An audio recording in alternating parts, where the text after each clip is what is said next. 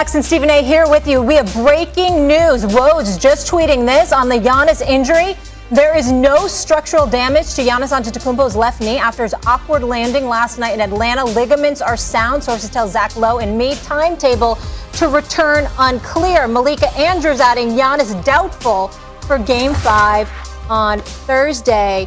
Thank you, everyone, for being with us. Exciting match, and we've got a lot of news to get to. Stephen A. Max, how we doing, guys? Ready to go?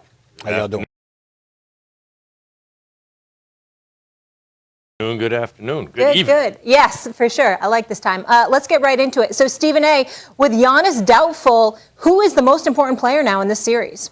To me, it's Trae Young, and that's assuming he gets back in this series, which I anticipate he will do.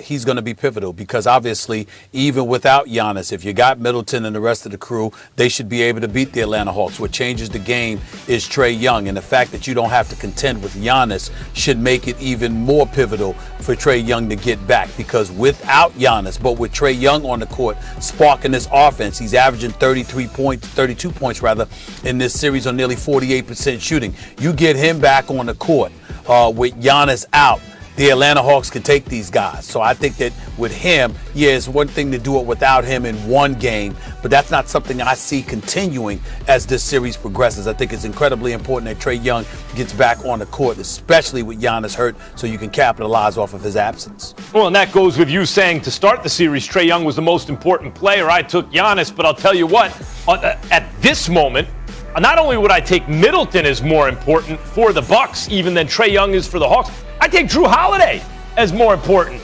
Stephen A., look, Trae Young is very valuable. They won without him, not just because Lou Will was excellent, but because they were sharing the ball in his absence. But you know what, with the Bucks, Middleton plays out of his mind, they win. That goes for every game he plays out of his mind. The Bucks win. But that doesn't always happen. The reason Chris Middleton is not a perennial all-star is because he's not always great. He's sometimes great. He's usually good, sometimes great. So he's usually not an all-star, sometimes he is. He's usually not really able to be a crime partner for an MVP-type player, sometimes he is. And when he is, Stephen A., they win. And when he's not, they don't. But you know what? Now without Giannis, that really elevates Drew Holiday even more. Says, you know that about Middleton already. Drew Holiday, who can run the pick and roll, who can run an offense and orchestrate an offense and hit big shots, he's got to step up too. My answer used to be Middleton. We knew that already. It's been Middleton. Said Middleton. Now it's Drew Holiday who must step up for this team and becomes incredibly important for the Bucks. Well, I'm certainly not proclaiming that Middleton and Drew Holiday's responsibilities and culpabilities don't elevate. Without Giannis, of course it does. I'm simply saying that one of them can give you something. And as the team is constructed, they can still beat the Atlanta Hawks. When I look at the Atlanta Hawks, regardless of what transpired in Game 4, to me it comes down to Trae Young getting back on the court and spearheading this offense. If he's able to do that, particularly creating shots for his teammates, and Lou Williams maintains his level of aggression, Bogdanovich didn't seem hampered by that knee injury in Game 4 as well. I think those kind of things propelled them to win this series if Trae Young is on the court and Giannis is not. I think Milwaukee is a better team even without Giannis if those dudes do their job. With Trae Young, I'm saying if you're the Atlanta Hawks, I don't think you have a chance in this series. That's the only reason I name him as more pivotal, because they don't have a chance without Trae Young. Trae Young, to me, getting back on the court is their chance to win this series. Well, look, injury has decided this whole playoff so far. Yeah. From LeBron and AD to KD and to Kyrie and James Harden and on and on. It seems like every series. I mean, even just think about this. No Trae Young, no Giannis. Guys are falling like flies. But the point was supposed to be that Giannis had a better crew. Giannis and Trae Young, the two best players. But you know who the best player after that is? Middleton. You know who the best player after that is? Drew Holiday. Stephen A., that hasn't always been the case. That's what I'm saying. It has not always been the case. Hold on. When it is the case, they win. I'm confused. You're saying Drew Holiday and Middleton are the best players without Giannis compared to who? The rest of their teammates, or does that include Trae Young? Off. I'm saying take Trae Young and take Giannis off their teams, right? Okay. The reason heading into this series, people like Milwaukee, is because when you looked at the third best player in the series after Giannis and Trae Young, that's Middleton. Who's the fourth best player? Drew Holiday. They haven't always been that. Lou Williams was last time out. Like, they haven't always been. Cam Reddish is playing. Middleton's allowing himself to get shut down by Cam Reddish off an injury. After the way he dropped 38 the night before, they can't do that. They're inconsistent, Stephen A. They got to step up. Yeah, they're inconsistent. They got to step up. But they ain't more important than the arrival of Trae Young. If Trae Young doesn't come back, they're not winning the series. Yeah. I think actually the Bucks still have chances. The Hawks still have chances based on what I just saw with Lou Will. Yeah, Vegas and BPI both have the Bucks still winning this series. Guys, let's keep it moving, though. We have a Game 6 tonight right here on ESPN, a finals berth on the line. The Suns missing a huge opportunity to close out the series. Game 5 Monday in Phoenix. They get another shot to punch their ticket to the finals tonight in L.A. Speaking of L.A., we know the Clippers not scared with their back against the wall, being down 0-2 in their last 2 series. They'll look to push it to a Game 7 back in Phoenix without their best player, Kawhi Leonard. Zubac, questionable. Max, who has the most on the line tonight? Oh, by far, Chris Paul. By far. I'll leave Paul George or whoever else to you, Stephen A. I think some guys can add to their legacy, right? Some guys can improve. Some guys, but who has not only the most to gain, but also the most to lose? It's Chris Paul. Stephen A., you had him right there. You had him on Stephen A.'s list, right? Top 5 all-time point guard if he wins the chip this year, but he's got to win the championship to be top 5, and maybe with a bullet. Maybe, in the top 5 and heading in the right direction, going up that list. But if he loses, Stephen A. Smith, if this dude how many teams can he be on that collapse in the playoffs? As much as we talk about point guard and how Chris Paul is the perfect point guard and everything, maybe we're talking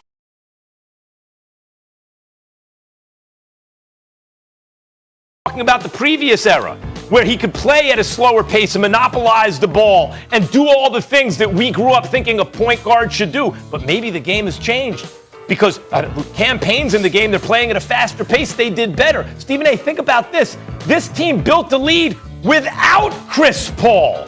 Now he comes back and they could collapse again? Can you imagine if this series goes to a Game 7? What's on the line for Chris Paul? He has the most to gain historically right now, everything, and the most to lose if his team collapses. The answer is Chris Paul. Well, listen, I don't blame you for that synopsis because I get where you're coming from, particularly when you're feeding off of what we witnessed in Game 5. In Game 5, you have to get DeAndre Ayton the ball. You can't have DeAndre Ayton on the floor for 36 minutes and have him take less shots in 26 extra minutes of play than DeMarcus Cousins received. DeMarcus Cousins took 12 shots in 11 minutes. DeAndre Ayton took 9 shots in 36 minutes. That's on Chris Paul. You got to get DeAndre Ayton involved. I get that. But I would still tell you Paul George. And the reason why I tell you Paul George is because Paul George has been taking some heat. And Paul George, because of what transpired in Game 7 last year, what transpired in Game 2 when he missed those 2 free throws with 8.2 seconds left at the line and he missed both of them. And when you look at that and then you juxtapose that to his performance in Game 5, where he dropped 41 and hit 15 to 20 shots after shooting 5 of 20 the game before, and you see the way that he performs, now you've got an opportunity to push this to a Game 7. And if you wet the bed and don't show up tonight and play small, and the Phoenix Suns advance to the NBA Finals for the first time since 1993, and Chris Paul is in his first NBA Finals, ever, and you're Paul George and you don't close the deal, and you don't push this to a Game 7, there's a lot of heat that he's going to take too. Because here's the reality, from a philosophical perspective, Max. Here's where you and I religiously disagree. Chris Paul is one of the great point guards to have ever played this game. But when you are a relatively miniature guard, they don't look at you and say, you take us to the promised land. The exception would have been in Isaiah Thomas when you had Joe Dumars, Vinny the Microwave Johnson coming off the bench, deep team. the bad boys and stuff like that. But Allen Iverson, everybody looked at him and said, even though he was the answer, he's the 6-foot guard out of Georgetown. There's so much he's going to do. You look at other guards throughout history that have been relatively small. You look at the great Kevin Johnson that played with Barkley in Phoenix when they went to the finals and was a scoring machine. In the end, when you're relatively miniature in size as a guard, you're not held to the level of accountability a 6'7", 6'8" dude like Paul George is held to. I'll factor that into the consideration. I think that's right, that it's harder for the shorter players. That's true. But how many times can you collapse in the playoffs?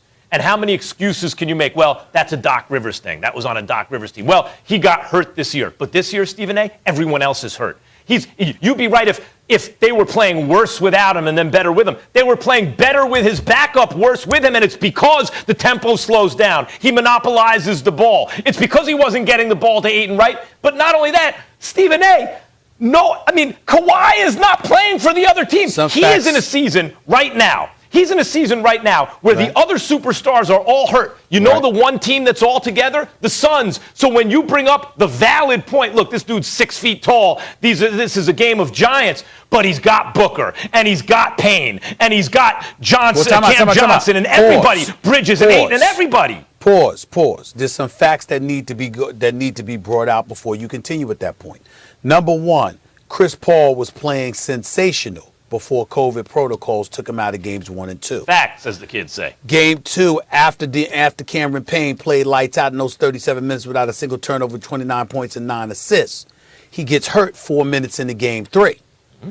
When he got hurt, Devin Booker got his nose broke, had to wear the mask, and struggled miserably over a stretch of 3 games from the field shooting the basketball.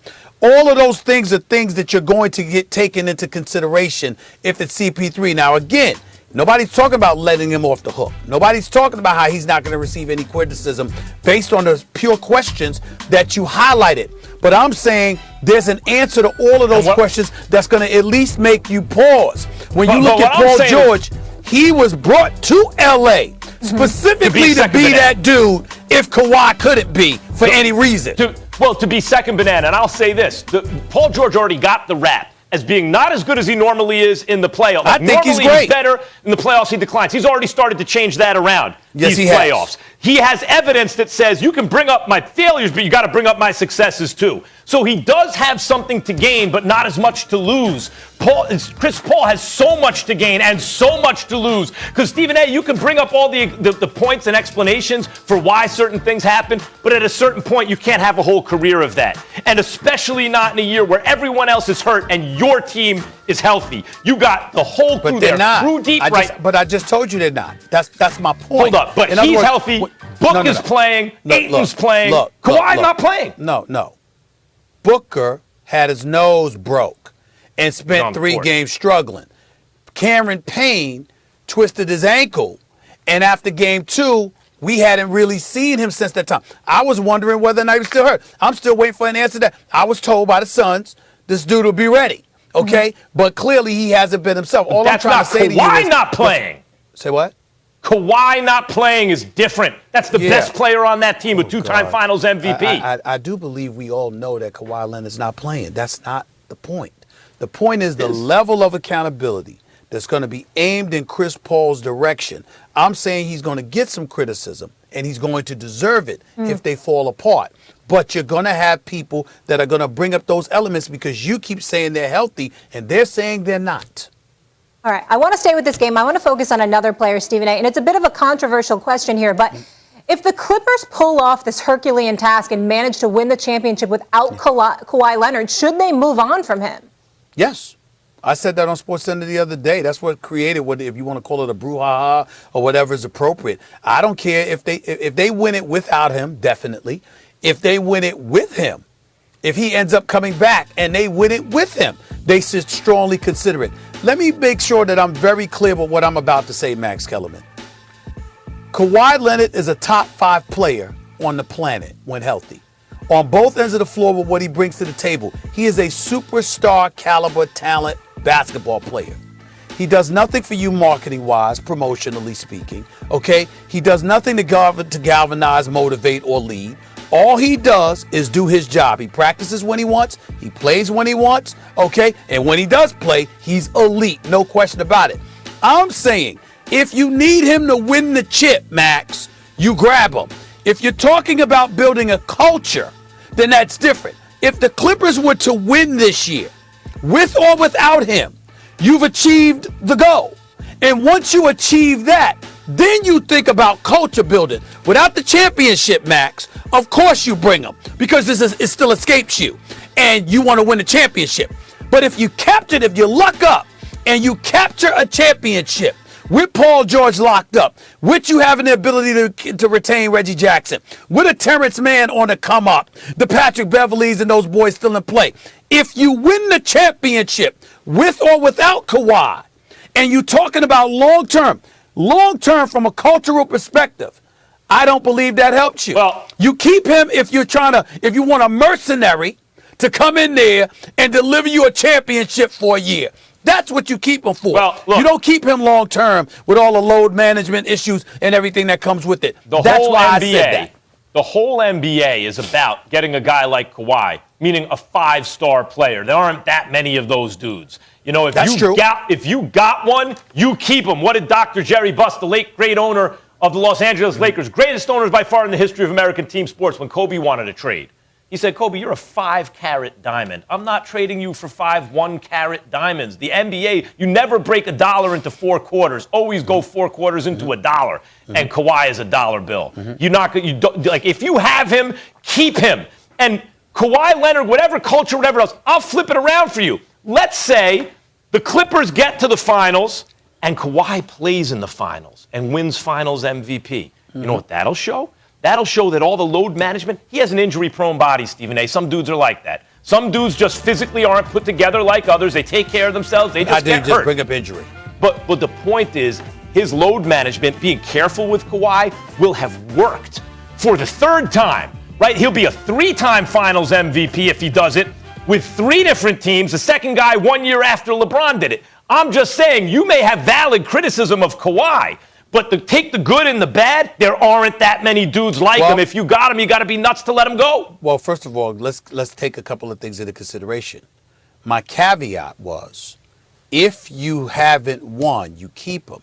But if you've won the championship, you've already accomplished your goal, and now it's about culture building. And so what I'm saying to you is, when you think about Philadelphia and how much you loved the process, okay, you're talking about building for a better future, for a bigger future, and what have you. I'm looking at a guy like Kawhi Leonard, and I'm saying superstar without question, superstar talent. Practices when he wants, plays when he wants, comes and goes as he pleases, etc., etc. I'm saying if you win a championship, then you're going to invest in that long term. You're going to invest with the durability questions. You're going to invest with the sporadic availability questions. I'm saying to you, if it were me, and again, there's nothing to discuss if they don't win the chip, because I need him to win the chip. But once he delivers that for me, if I could sit up there and get some value for him and keep the rest of my team intact, when I'm talking about the culture that I want to establish for my franchise, if I already have a championship, what about a second chip? That's what if you want a second ring, Thank Stephen you, A? Molly. Thank you. Right. If you got one, go get another. And by the way, even if it's not back-to-back, what Kawhi has shown throughout his career, every 3 or 4 years he's going to be finals MVP. You might get another, even if it's not immediate, you might get another one with when him. other people are injured and you don't have to go against the LeBrons of the world, sure. All right, he got it. Sure. I mean, someone's going to do that this year. Someone's going to win this year because of injury. Or Jamal Murray, sure. Injury bug hit, guys. Understatement of the year. Let's keep it rolling. Injuries seem to be a calling card of this year's NBA playoffs. Unfortunately, 9 different All-Stars have missed time this postseason with injuries, some attributing it to a shorter than usual offseason coming out of the bubble in a new edition of a play-in round to begin the playoffs. LeBron had this to say in part on Twitter regarding load management earlier this month. They all didn't want to listen to me at the start of the season. I knew exactly what would happen. I only wanted to protect the well-being of the players. These injuries isn't just part of the game. 8, possibly 9 All-Stars have missed playoff games, most in league history. This is the best time of the year for our league and fans, but missing a ton of our favorite players. 4-time NBA champion Shaquille O'Neal recently had this in response. When you're living in a world where 40 million people have been laid off and you're making 200 million, you won't get any complaining from me. I'd play back to back to back to back. I'm not knocking what anybody said, but me personally, I don't complain. I don't make excuses because real people are working their tail off. And all we got to do is train 2 hours a day and then play a game for 2 hours at night and make a whole lot of money. So my thought process, a little bit different. Well then, Max, Do NBA players complain too much? Does Shaq have a point here? No. Well, does Shaq have a point? Let me just say, before I don't want Stephen A., the pandemic was for real. A lot of people lost their lives. Absolutely. A lot of people were suffering, and you have to acknowledge that, so I get the sentiment. I need to start out by saying, Shaq, I understand the sentiment, right? But no, the NBA players are not complaining too much. Like, first of all, Shaq told on himself a little, Stephen A. All you got to do is show up and train for 2 hours and then play 2 hours. And that's not what LeBron and the elite of the elite are doing. Sometimes that's why Shaq, who said, hey, I get hurt on company time, I'll rehab on company time. That's sometimes why Kobe got mad at Shaq, right? Like, Shaq was a physical freak who could get away with doing that sometimes, but most of these other guys who are the elite of the elite, not. Stephen A., how can you deny when it's not just all-stars, we could throw it out, all-stars, series were decided by these injuries. And LeBron is right. LeBron called the shot ahead of time. You can't turn around after the dude said, this is what's going to happen. Then it happens, and then say, don't complain. Brooklyn and Milwaukee. Stephen A., they were humiliating Milwaukee until Kyrie went down, and then Harden was never really Harden. That wasn't just, those were beatings, like humiliation beatings. Obviously, Milwaukee was no match for them. AD goes down. The Lakers don't advance. Look at every series. You talk about Jamal Murray, now Kawhi Leonard, Donovan Mitchell. The whole playoffs has been decided by injury, and LeBron warned against it. So, Stephen A., I get Shaq's sentiment, and it's a good one. Real people are really suffering, and these are people who are living different kinds of lives. But to say that like LeBron's complaining when he predicted it and it happened, he had a reason for saying what he said. Well, that doesn't mean the reason vibes with what you're proclaiming. And the fact of the matter is LeBron is incredibly wrong. And I agree with Shaq. A lot of these players complain too damn much. And you wonder, they walk around with this, acerbic attitude, a bit truculent with people and all this stuff. And you're like, what the hell is wrong with you? Who bothered you?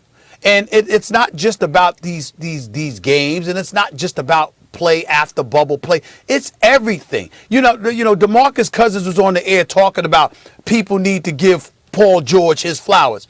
Mm-hmm. When has Paul George not received his flowers? That was when Game 7 happened last year. Before then, we weren't dogging Paul George. All right, he's one of the best people you'll ever meet. We know he can ball. We just pointed out how they got sent home after giving up a 3-1 lead. And then he missed the 2 free throws in Game 2. We can't even analyze basketball anymore without dudes being caught up in their feeling. You saw me on the air months ago, and I said I didn't care about a 35, 21, and 14 performance from Russell Westbrook. Why did I say that? Because I know the brother is a walking triple-double. He won a league MVP. He's done it for years now. He's going into the Hall of Fame. We've seen that. Can I see you play after 2 weeks into the playoffs? That's all I said. This is the point. But you would have thought that people would talk about their mamas or their family members or something, because we're analyzing and dissecting the game of basketball. And who's the ringleader with that stuff? It's LeBron. Because LeBron, he can drop 50, he can drop 60. And we all know we love and respect the hell out of this phenomenal role model that is LeBron James. But let's call a spade here. He can drop 50 or 60. You can praise him till the cows come home. He got a big glowing smile on his face, and he'll sit there and talk with the media for hours. But let him have a bad game, and you point that out. Well, I'm just trying to be a role model to the kids out there, and I'm a champion in life. I came from Akron. What the hell does that have to do with the fact that you struggled in this game? This is what they do, and they do this now more than ever. And then you take into account bubble play. Let me dissect this for you, Max Kellerman. Let me remind you, because you and I were on the air every day. We ain't get no games off. You understand what I'm saying? They stopped play March 11th. They were supposed to be off a month. Instead, they have 4.5 months off. A vast majority of them only played 6 weeks. And then they come back and they play 6 weeks to 2 months. And then they come back after 3 months off and they play in December. How much time do you want off? Of course, LeBron pointing out complaint. What complaints? You ain't been playing. He's played. He might have a complaint. But to say the rest of the league has a point? What the hell were you doing in your off time to stay in shape? You are a professional. This ain't the 50s and 60s. You don't need a second job to supplement your income. You making this money. All you got to do is take care of your body. What's the problem? Those are valid points. Especially during the pandemic, people counted themselves lucky when they had a job to go to. Forget about days off. Hey, I still have a job to go to. That's great. So I understand, and that was Shaq's broader point. I understand where you're saying, look, people were really suffering for real, not just, hey, we have a condensed schedule. What I'm saying is the specific thing LeBron was complaining about here was you're making us play too many games and what's going too close together, and what's going to happen at this level is injury. And when he calls that, and then the whole playoffs, all the best players are hurt, that's not the time to be like LeBron complains too much. That's the time to be like, he was right. But He was right. Giannis injuries last night, Kyrie's injury in Milwaukee, those weren't injuries that happened as a matter of conditioning. You twisted your damn ankle. You hyperextended your knee. You can argue both things are true. Both Shaq and both LeBron are right here. Okay. Molly making the. We can. You're right, Molly. We can. But I don't choose to. But you're not I'm going to. take a side. Stephen A., who wins tonight? Tell me. Who you got? I couldn't hear you, Molly. I'm sorry. Clippers. Producer was in my ear. Max out the Clippers gonna Clippers. make We'll be it back here to 7. same time tomorrow. Bye, everybody. Have a fabulous night.